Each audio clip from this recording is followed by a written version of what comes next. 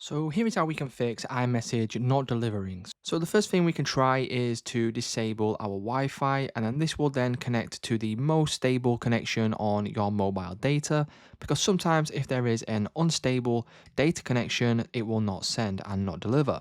The second thing that we can try is if we head over to our settings here and then we go down to general, you then want to scroll down and then click on the option for date and time.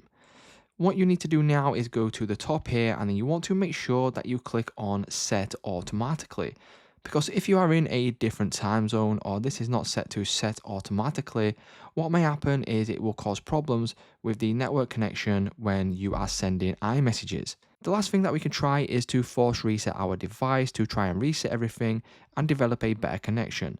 Now to do this we need to locate the volume up, the volume down and also the lock button which is on the side here.